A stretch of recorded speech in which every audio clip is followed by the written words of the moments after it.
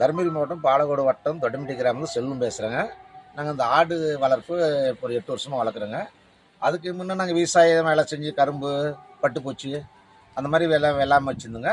அதனால் இது சைடு வெள்ளாமை மாதிரி நாங்கள் வச்சுங்க, சைடு பிஸ்னஸ் மாதிரி வச்சுங்க. அப்போ ஆரம்ப காலத்தில் 2 ஆடாக இருந்துச்சுங்க. 2 ஆடு இருந்ததுனால அதுலேயே நமக்கு லாபம் தெரிஞ்சுங்க. அதனால் அது 2 ஆடை வைக்கிறத விட 10 ஆடை வைக்கலாம் அப்படின்றதுனால ஒரு 15 ஆடை உற்பத்தி பண்ணி நாங்கள் வளர்த்துங்க.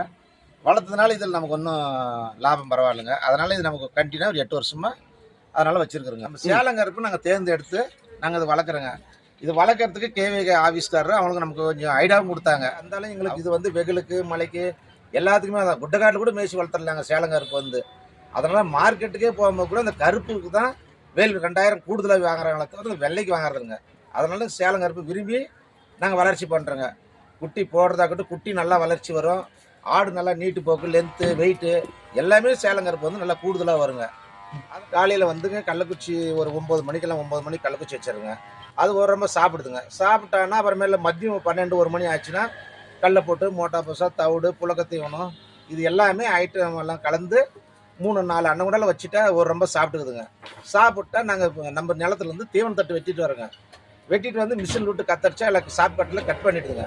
அதை வாரி வைக்கும் போது நல்லா ஒரு ரொம்ப சாப்பிட்டு ஒரு 2 டைம் 3 டைம் வைக்குவோங்க. சாப்பிட்டு படுத்துருங்க. சாயந்தரம்னா நிலத்துல தலை பசுந்தீவனம் தலை இருக்குதுங்க. அவுத்தி தலை, அலரி தலை இதெல்லாம் கொண்டு வந்து வெட்டி சாயந்தரம் ஒரு சேம கட்டிட்டுங்கன்னா சாப்பிட்டு படுத்துருதுங்க. இவ்வளோ தாங்க அதுக்கு வேலை. அது வந்து கேவிகே ஆஃபீஸ்லேருந்து இந்த மினரல் மிக்சர் பவுட்ரு, அந்த பால் சத்து பவுட்ரு இதெல்லாம் குட்டிக்கெல்லாம் கொடுக்குறோங்க சார். அதனால் குட்டி கொடுக்குறதுனால ஆடு நல்லா வெயிட் வந்துடுது, குட்டிக்கு பால் நல்லா வந்துடுதுங்க. குட்டிக்கு பால் நல்லா வரும்போது குட்டி வளர்ச்சி சல்லுன்னு வளர்ந்து வந்துடுதுங்க. நம்ம போடும்போது 3.5 கிலோ இருந்தாலும் இந்த 4 மாதம் வெயிட் வந்து 20 கிலோ கிட்டத்தட்ட வந்துடுதுங்க. அப்படின்னும் போது எங்களுக்கு ரேட்டு நல்லா கூடுதலாக வந்துடுது. அதனால் கொஞ்சம் எங்களுக்கு டாக்டர் கேவிகே ஆஃபீஸ்லேருந்து கொஞ்சம் சப்போர்ட் பண்ணுறாங்க. அதை வச்சு நாங்களும் மெயின்டைன் பண்ணி வளர்க்குறோங்க சார்.